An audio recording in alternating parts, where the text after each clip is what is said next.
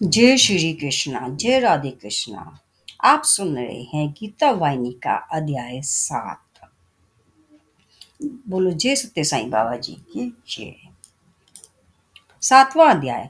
धर्म का जब नाश होने लगता है तब मैं धर्म के पतन द्वार व रक्षा करने और सज्जनों को भय से बचाने के लिए निराकार से निराकार रूप में प्रकट होता हूँ। कृष्ण ने कहा, इस कथन पर तुम्हारे मन में कुछ संदेह उठेगा और तुम पूछोगे कि ऐसे कथन से साधारण लोग धर्म को नाशवान और शेषशील नहीं समझेंगे। क्या वह धर्म सत्य और अनित्य मानकर तिरस्कृत नहीं करेंगे?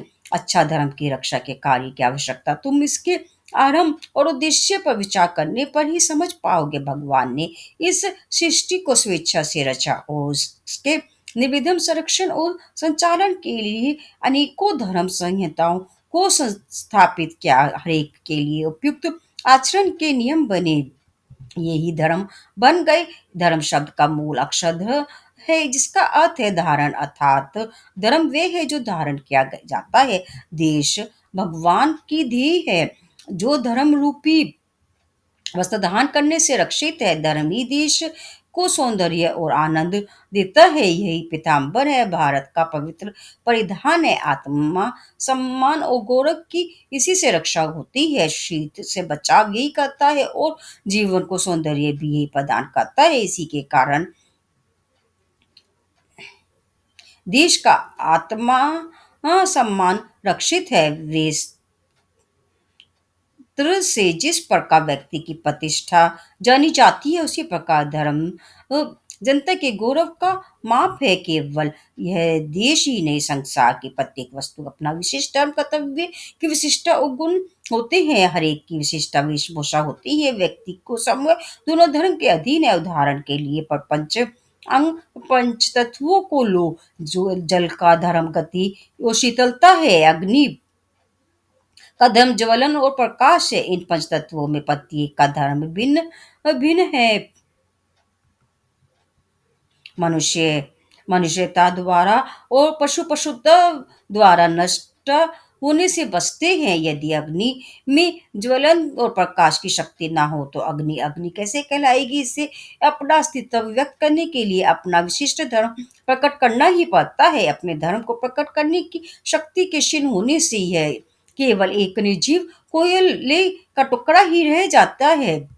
इस प्रकार मनुष्य के भी कुछ नैसर्गिक गुण हैं जिनके बिना उसका अस्तित्व ही संभव नहीं है। इन शक्तियां भी कहा जाता है। जब तक ये शक्तियां मनुष्य में है तब तक ही उन्हें मनुष्य कहा जा सकता है। इन शक्तियों के नष्ट हो जाने पर वह मनुष्य नहीं रह जाएगा। ऐसे गुण और शक्तियों की रक्षा और पोषण के लिए विशिष्ट प्रकार का आचरण और विचारधारा निर्दिष्ट की गई है। इन चार और विचारों का पालन करने से धर्म का नाश नहीं होता। धर्म ना तो कहीं बाहर से लाया जा गया है और ना ही ये हटाया ही जा सकता है। यह तुम्हारा अपना सच्चा स्वभाव है, तुम्हारी विशेषता है। पशु से मनुष्य बनाने वाली विशेषता यही है। धर्म का पालन किस वस्तु सब धर्म से अलग हो जाती है और मनमानी करने लगती है, तब उस क्रिया को अधर्म कहा जाता है। समय के साथ साथ मनुष्य यह शेष धर्म दब गया जो इससे अवलंबन तथा सहन देते थे, इससे आनंद प्राप्त करते थे, कम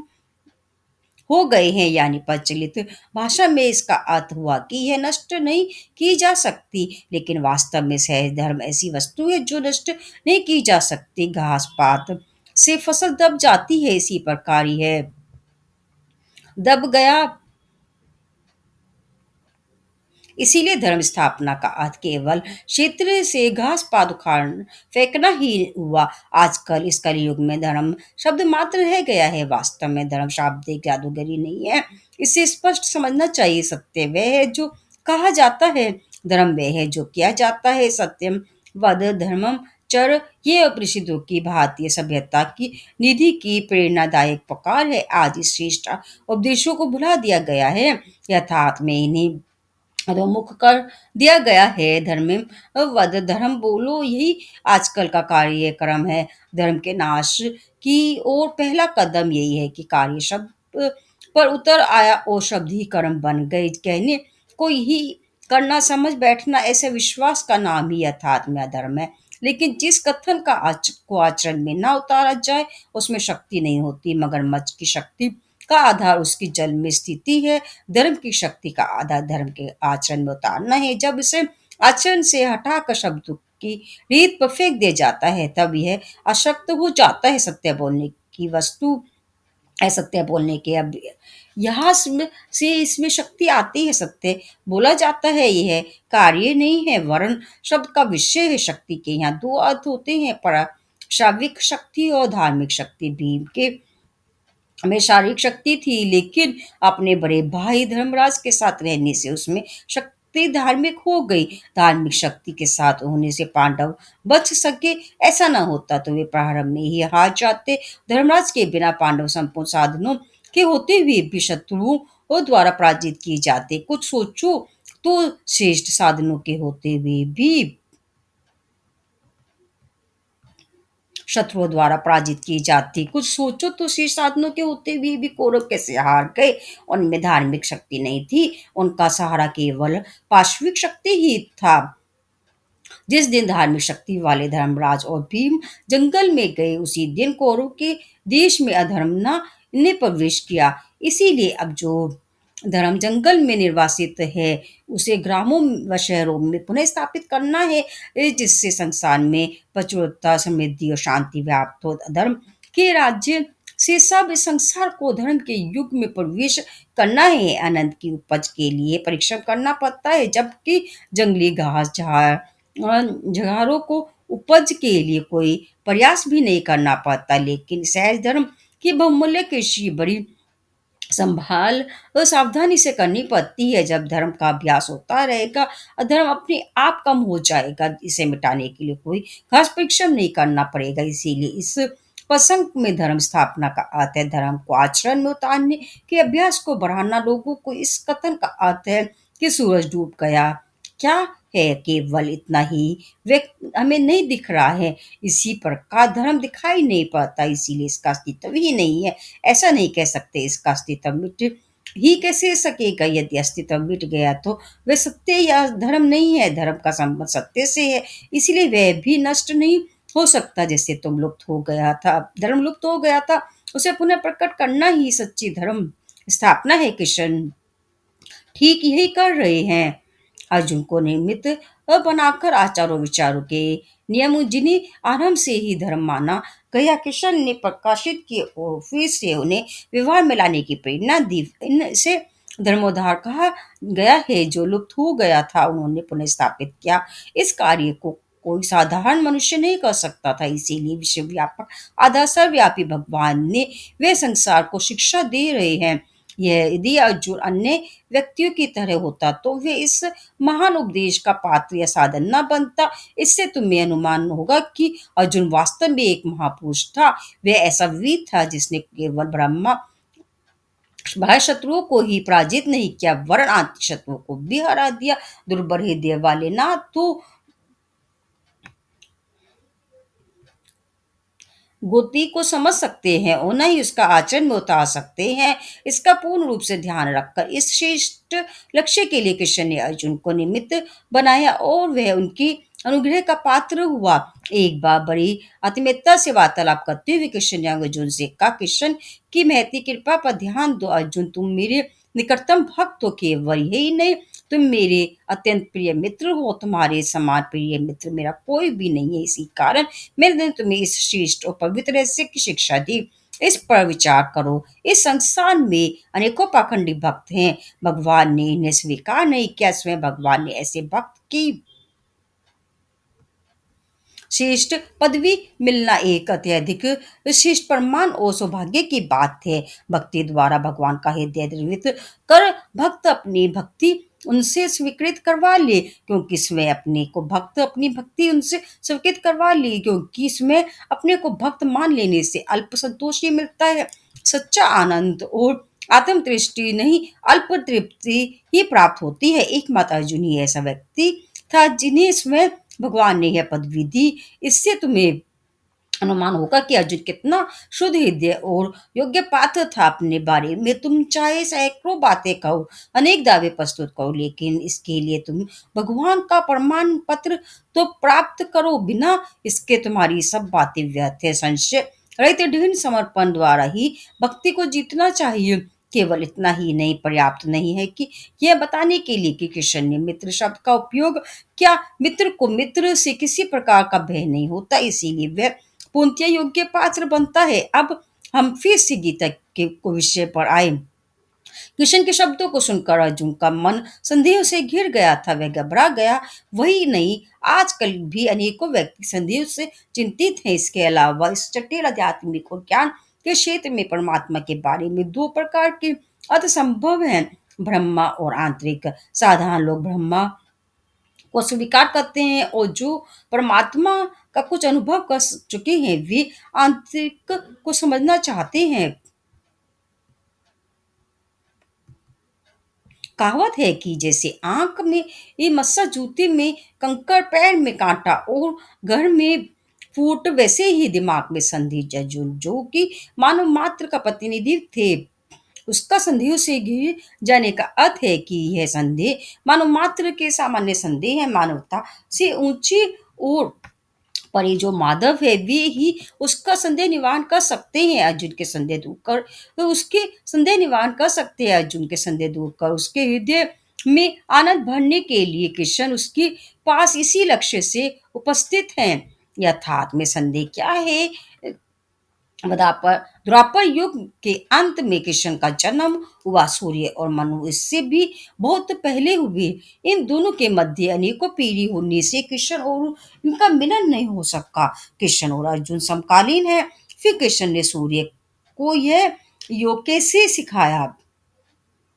चुपचाप बैठकर ऐसी अविश्वसनीय कहानियों को सुन लेना भी बुद्धि की दिव्य पेन की निशानी है। अर्जुन की व्याकुलता पल पल बढ़ती गई। किशन जो कि सर्वव्यापी और सर्वज्ञ है, इसे जान गए और बोले, तुम्हारी व्याकुलता का कारण क्या है, बताओ। हंसकर उन्होंने उसे बताने के लिए प्रेरित किया। ऐसा मौका मिलने से अर्जुन प्रसन्न हो गया। और माधव, आप जो कहते हैं मेरी ये आप मेरे इस प्रकार के प्रश्नों के लिए मुझे क्षमा करें और मेरे सब संदेह हटा दे। अब अधिक सहन शक्ति मुझ में नहीं है। अर्जुन ने हाथ जोड़कर नम्रता पूर्वक प्रार्थना की। गोपाल ने प्रसन्न होकर उसका संदेह ये क्या था पूछा। तब अर्जुन ने कहा, आपने कहा कि इस युग की शिक्षा आपने सूर्य और मनु को दी। इन ये दोनों कितने प्राचीन काल के हैं और आप किस युग में हैं? क्या इसी शरीर से आपने उन्हें ये शिक्षा दी? इस पर मुझे विश्वास नहीं होता, क्योंकि आपको यह शरीर और उम्र मुझसे सिर्फ 4 या 5 वर्ष की अधिक है। यदि उन्हें अब शिक्षा दी है तो मुझे इसका पता कैसे नहीं लगा? और सूर्य तो आपसे भी अनेकों गुना बड़ा है, जो आरंभ से यहाँ है और हमारी कल्पना से भी परे भूतकाल का है। नहीं, मैं इस पर विश्वास नहीं कर सकता। श्रेष्ठ बुद्धिमान द्वारा भी इसे इस सत्य प्रमाणित करना संभव नहीं है। जाने दीजिए। आप सब अब कहेंगे कि यह शरीर नहीं था, इस युग में नहीं है। यह तो तब हुआ जब मैं दूसरे शरीर में था, इस युग में नहीं।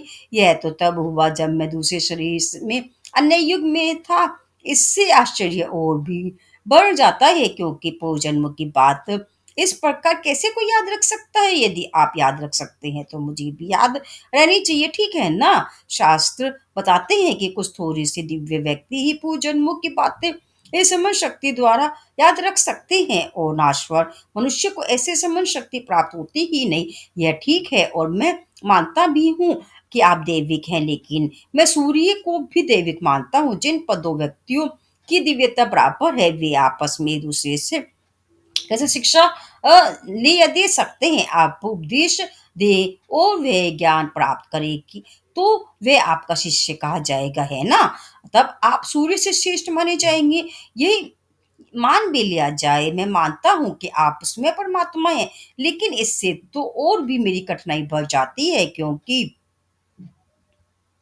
परमात्मा जन्म मरण और कर्म के बंधन से किस लिए बनते हैं? 5 फुट और मनुष्य शरीर जब आप धारण करते हैं तो असीम परमात्मा अपने को एक सीमित व्यक्ति में क्यों, लेकिन इस संदेह का समाधान नहीं कर पाता। आपके शब्द आपकी ही समझ में आ सकते हैं, मेरी समझ में वे बिल्कुल नहीं आते। मेरा माथा व्याकुलता से भ्रमित हो गया है, मेरा मार्गदर्शन कीजिए। विश्वास जम कैसे ऐसा उत्तर दीजिए। अर्जुन ने प्रार्थना की, किशन मन ही मन में हंसे। उचित अवसर आ पहुंचा, यह जान लिया। उन्होंने कहा, अर्जुन, जब लोग कहते हैं कि सूर्योदय हुआ, तब इस कथन का वास्तविक अर्थ क्या है? जहां तक उनकी दृष्टि पहुंचती है वहीं तक इसका अर्थ वे समझते हैं। ठीक है, सूर्य ना तो उदय होता है, ना ही कभी अस्त होता है। मैं भी इसी तरह हूँ। न मेरा जन्म हुआ है, न मेरी मृत्यु होती है। साधारण बुद्धि के लोग समझते हैं कि मेरा अनेकों बार जन्म होता है। साधारण बुद्धि के लोग समझते हैं कि मेरा अनेकों बार जन्म होता है। प्रत्येक जन्म में मैं अनेकों कार्य करता हूँ। संसार को उन्नत करने की जब भी आवश्यकता होती है, तब मैं कोई एक नाम और स्वरूप धारण कर प्रकट होता हूँ। बस इतना ही। मेरे सब स्वरूपों के प्रकट का मुझे चिंतन है। मैं सर्वशक्तिमान हूँ, सर्वज्ञ हूँ। केवल मैं ही नहीं, तुम भी सब जानते हो, लेकिन तुम्हारी ज्ञान शक्ति अज्ञान से घिर गई है। मैं स्वयं ज्ञान हूँ, इसीलिए मैं सब जानता हूँ। शीशे में सूरज का दिखना उसकी पदवी या महत्ता को नष्ट नहीं कर सकता। वह प्रभावित है, उसकी महत्ता कम नहीं हो सकती। इसी प्रकार मैं भी प्रकृति में एक प्रतिबिंब हूँ, और इससे मेरी कोई भी प्रतिभा या पदवी कम नहीं होती। मैं सर्वदा की तरह सर्वशक्तिमान और सर्वज्ञ बना रहता हूँ। मैं अजन्मा अविनाशी हूँ। पूर्व जन्मों के अच्छे बुरे कर्मों के अनुसार मनुष्य का जन्म होता है। नहीं, ऐसा नहीं है। तुम्हारे कर्म जन्म है, मेरी लीला जन्म है। सज्जनों की प्रार्थना मेरे जन्म का कारण है, दुष्टों की दुष्टता भी इसका कारण है। ये था गीता वाहिनी का अध्याय 7। बोलो जय श्री हरि, जय श्री कृष्णा। बोलो सत्य साई बाबा जी की जय।